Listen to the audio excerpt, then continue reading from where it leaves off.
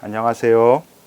순천향대학교 서울병원 감염내과 교수 김태형입니다. 제가 유일하게 가장 좋아하는 의학, 그것도 감염병을 소재로 한 영화는 1995년 더스틴 호프만 주연의 아웃브레이크입니다. 이 영화를 보던 20대 무렵에 제가 감염내과를 전공하겠다는 꿈을 가졌을 정도였으니까요. 이 영화와 함께 감히 3대 감염병 재난 영화로 2008년 눈먼 자들의 도시와 2011년도에 있었던 컨테이전을 추천합니다. 세 영화 모두 까뮈의 소설 페스트에 나오는 재난 주인공들의 소환이 잘 느껴지는 좋은 영화입니다.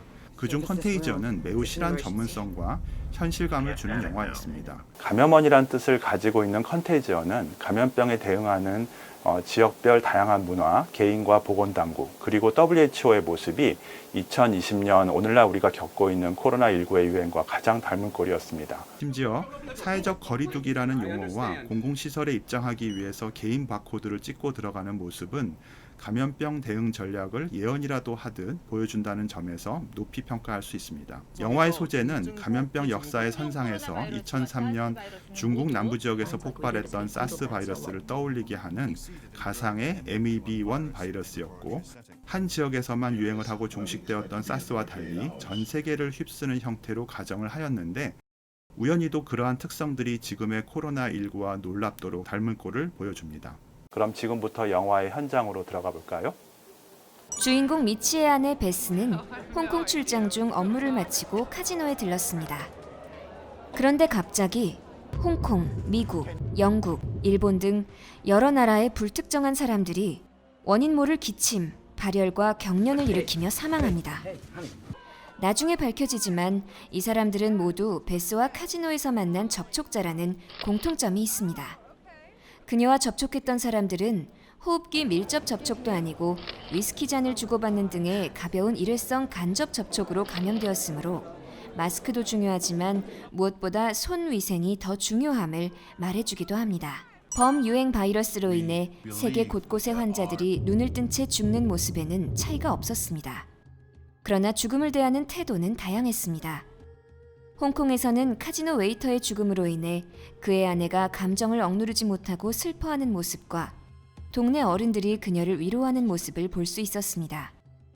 미국에서는 미치의 딸 애나가 남동생의 죽음으로 미치도록 슬퍼하면서 본인이 도와주지 못했다고 자책하자 미치가 매우 단호하게 아빠는 너라도 살아있어서 너무 다행이라고 위로해줍니다.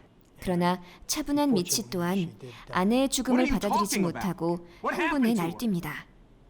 그 장면에서 의사들은 아주 영혼 없는 말투로 심리 상담이라도 받아보면 위로가 될 것이라고 하는데 전혀 위로가 되지 않습니다.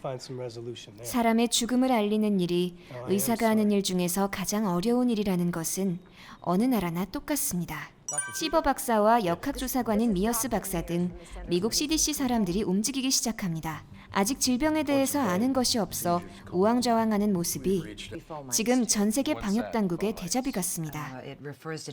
감염원도 확산 가능성도 알 수 없고 원인 모를 사망자만 나오고 있는 현실에서 학교 폐쇄 등 답답한 강경책 밖에는 뾰족한 대책이 없었습니다. WHO 소속 의사가 국제적 공조를 위해 홍콩에 방문해서 사망자들이 모두 홍콩의 카지노를 방문한 사실을 확인했으나 중국 당국의 납치와 통제로 어려움을 겪습니다. WHO도 미국 보건당국이 원인 바이러스 MEV1을 발견하고 백신 개발을 할 때까지 전 세계적으로 같은 바이러스가 유행하고 있으며 몇 명이 죽었다는 셈만 할 뿐 이렇다 할 도움을 주지 못하는 무능함을 보여줍니다. 비록 중국은 투명하지 못한 모습을 보여주고 있었지만 홍콩 사람들은 이미 사스를 경험했기 때문에 마스크를 쓰는 등 호흡기 바이러스 대응에 익숙한 모습을 보여줍니다. 반면 미국에서는 공공장소에서 기침을 하는데도 마스크를 쓰지 않은 사람들이 많았습니다. 또한 사람들이 사재기를 하고 가게를 털고 방화하는 등 이것이 과연 문명 세계에서 있을 수 있는 일인가 싶은 일들이 미국에서 일어납니다. 주인공 미치는 다들 미쳐가는 것 같은 상황에서 유일하게 이성적인 사람으로 그려집니다. 딸과 가게에서 감염된 사람을 만나자 아무것도 만지지 말고 물러가라고 하며 마치 감염내과 의사다운 접촉주의를 완벽하게 수행합니다. 가족을 잃은 끔찍한 정신적 외상을 겪은 주인공을 합리적인 사람으로 행동하게 한다는 것이 눈에 띕니다.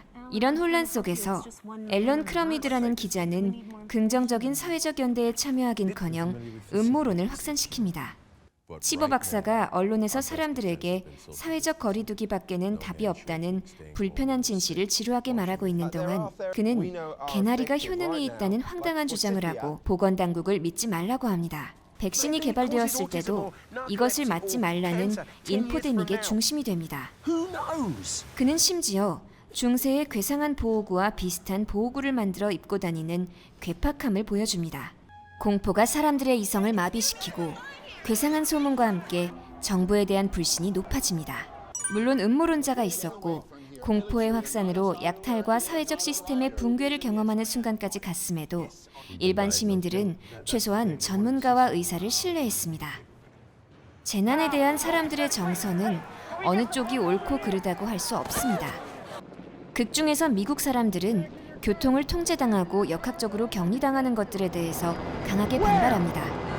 반면 현실에서 우리나라 사람들은 자가격리나 통제를 받는 것에 대해서 상대적으로 더 잘 받아들이고 있었던 것 같습니다. 영화 초반에 아내가 접촉했던 무고한 사람들이 많이 죽는 것을 보여주면서 마치 질병의 원인이 한 사람의 죄 때문이라고 말하는 것 같았습니다. 그리고 계속되는 방역당국과 각국 정부, WHO의 체계적이지 못한 모습을 보면서 시스템이 원인이라는 생각도 관객들은 하게 됩니다. 혹자는 특정 국가의 민주주의적이지 못한 부분이 원인으로 보이기도 했습니다. 음모론자들의 생각과 마찬가지로 권력을 가진 자들의 횡포라고도 의심해 볼 만했습니다. 그러나 영화 끝에 베스가 어떻게 사망한 것인가를 보여주는 복귀 장면이 있습니다. 시작은 밀림 개발로 인한 환경 파괴입니다. 그 결과 바이러스의 종숙주 보균자인 박쥐가 터전을 잃고 사람들이 가축을 키우는 마을로 날아옵니다. 그 배설물을 받아먹은 돼지가 도축되어 베스가 있었던 카지노로 배송됩니다. 여기서 이 모든 재난의 시작은 한 사람의 죄악도, 정부의 방역 실패도, 음모도 아닌 인류 모두가 공범인 자연환경의 파괴가 원인임을 말해주고 있는 것입니다. 그렇기 때문에 인류의 능력으로 예측하거나 대응하기조차 버거운 이 바이러스를 두고 특정 사회 집단이나 인종, 연령층을 바이러스를 유포한 죄인으로 생각하는 것은 바람직하지 않다는 것이 영화의 결론이기도 합니다. 영화를 보며 코로나19 현실에서도 대규모 유행이 터질 때마다 관련된 사람들을 타박하는 목소리들이 바람직하지 않다고 생각하게 되었습니다. 그들 또한 주의했어야 하지만 근본적으로 바이러스가 재앙의 원인인데 아직도 우리는 전 근대적인 질병의 원인론에 빠져 피해자들만 탓하고 있는 것은 아닐까요? 그러나 21세기 패스트가 창궐한 세계에는 영화의 주인공들의 어떤 노력으로도 희망이 보이지 않다가 다행히 백신이 찾아옵니다. 당국이 추첨을 통해 순차적으로 사람들에게 백신을 제공하면서 이 대란이 끝을 보게 됩니다. 미생물학적으로 코로나19와 비슷한 극중 바이러스도 쉽게 백신을 개발하여 인류를 수개월 만에 살릴 수 있는 가능성은 사실상 매우 낮습니다. 그럼에도 극중에는 지금 우리 코로나19 현실에는 없는 백신이 있어서 주인공 가족에게 행복한 마지막 장면을 선사하니 부럽기만 합니다. 우리에게도 과연 이러한 행운이 찾아와 줄까요? 부디 그렇게 되기를 희망하지만 과학이 해법이 되는 바람직한 극중의 현실과는 달리 우리의 2020년 코로나19는 효과적인 치료약도 백신도 없이 맨몸으로 싸워야 한다는 점이 가장 슬픕니다. 우리는 무엇으로 미생물이라는 예측이 안 되는 적병을 상대로 싸워서 이길 수 있을까요? 영화에서처럼 과학의 해법으로 백신이나 치료제가 나와서 해결이 될까요? 아니면 전문가들의 헌신과 사회적 연대, 또 국민들의 적극적인 생활 방역의 협조, 사회적 거리두기, 아마도 이 모든 것들의 합이 있어야지 가능할 것이라고 합니다. 미래에 대해서 이야기하기를 좋아하는 사람들은 코로나19 이후에 세상이 바뀔 것이라고 신나게 여러 가지 포스트 코로나 얘기를 하지만 저는 개인적으로 사람들의 일상이 크게 무너지지는 않고 우리 인류가 진보하는 방향으로 이것을 이겨냈으면 좋겠습니다.